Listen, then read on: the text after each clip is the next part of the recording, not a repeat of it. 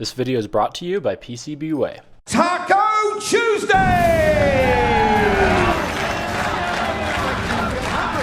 One of the most unique bots to ever grace the Battle Box. Welcome. So we got to compete with Taco Tuesday at the BattleBots Proving Grounds, and today I want to talk about it and show some of the fight footage. If you haven't already been introduced to this 250-pound rolling meme, here she is. This thing was months of work, although this is what it looked like 2 weeks before.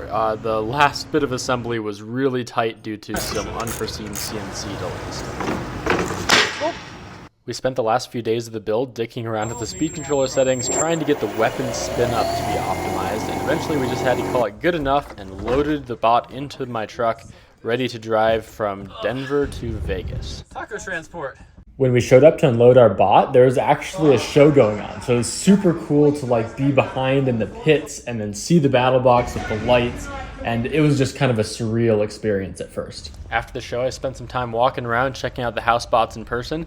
They were just bigger than you'd expect from TV, which is weird for me to say given that I built one of these. I'm well aware of how big they are, but it just hits different seeing them in person. And has definitely here, not just as a competitor, but also as a fan. And walking into the box for the first time, this is a little different from the other arenas I've competed in. We did one quick preemptive weigh-in just to make sure there were no surprises, and then we called it a night. We'd gotten in a day early, which meant the entire second day was just for testing and passing safety.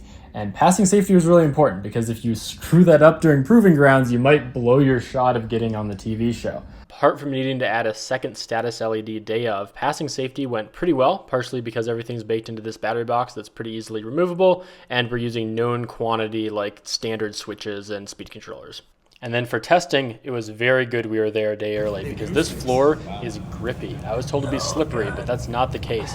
And our drive requires that rear wheel slip. To make matters worse, my speed controller tuning for the front wheel was pretty crap, so the startup torque was bad, and then the rear wheel was too grippy. As a last-minute Band-Aid solution, we covered the rear wheel with gaffer's tape so it was a little bit more slick, and then we got some help from the guys there on tuning the front speed controller. See that? We're not getting these crazy gaps. Although in retrospect, I was a little bit too minimal with our changes because I was afraid of tweaking too much the night before. The Band-Aid solutions were just that, Band-Aid solutions. But we had passed safety, we had met weight, we were there, it was driving, the weapon was working, and at a certain point, you just gotta hit send on your version 1.0. Oh, and while we were testing, our opponent showed up. They're super cool guys. This is Disarray. It is a twin-disc vert with four-wheel drive. And yeah, in person, this is a well-built robot. I was really excited to see them.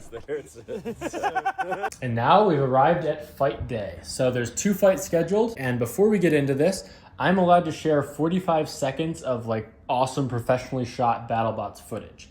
And then I also have some behind-the-scenes cell phone footage. BattleBots is a TV show. Preserving some of the footage as exclusive rights for TV is just part of paying the bills, so I don't have a problem with that, and I think what I'm able to show will still be really cool. Let's get to the first day. A lot of nerves walking on the stage for the first time, but my brother brought the energy. Then they played our intro video, which was a massive hit. I'm not going to play it again here, but the crowd was pumped. Carter Hurd, give him a nice round of applause joining us here. Then we did our pre-fight interview. I tried to highlight how much the team has done on this thing. I am the one putting these things on YouTube, but a ton of people doing a ton of work. And then told the crowd a bit about the bot. So we scaled this up from a robot the size of an actual taco all the way up to 250 pounds with no intermediate weight classes, so we have no idea what's going to happen. We are thrilled to be here. Big shout out to this team because 2 weeks ago this was a pile of parts. So these guys helped make this happen. Then Disarray joined the stage, had their interview, and it was time to go. Let's give him something to talk about! And in our very first exchange, we lose both of the belts on the right side, so we're now down to half weapon power. Luckily, things are still spinning because we have that left weapon motor, but I just don't have the mobility. The driving forward issue is still a thing, and I'm only able to nick off one of their fins. I'm not able to get to their wheels. They get some good hits in from the side, which, it demonstrates that the self-righting works, but also we're just being totally outdriven. Stuck on the floor. And then I'm going to do a freeze frame here so I don't use up more of our allotted footage that I can share. But basically the last minute of this fight, actually the last like half of this fight, I'm just stuck in the corner. They're just beating the crap out of us, just hit after hit. I don't have the mobility to get out of the corner. It's the mobility issues that we kind of discovered earlier where we don't have enough torque on the front wheel to overcome the friction of the rear wheel, and we just kind of get beaten up in the corner for over a minute.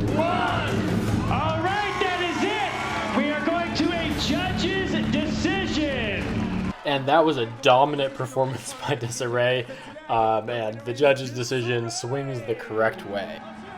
But we did go the full 3 minutes because the taco cannot be knocked out. We run outside to check out the damage.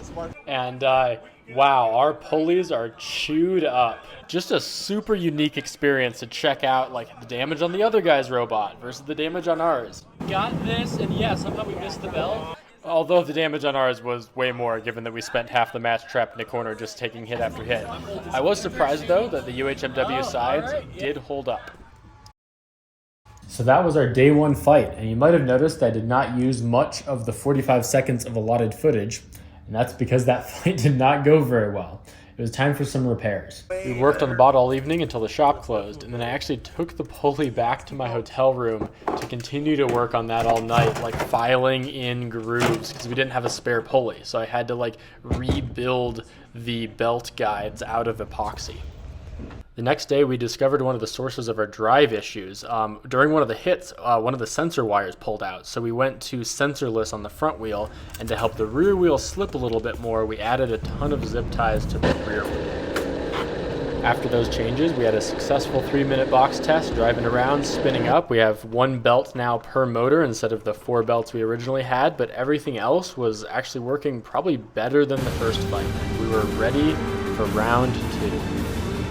Second interview went smoother and just fewer nerves all around, more confidence in the bot, better idea of what we were doing. Part of the advantage of the taco shape. If it lands on its side, it just rolls back to its wheels, hopefully.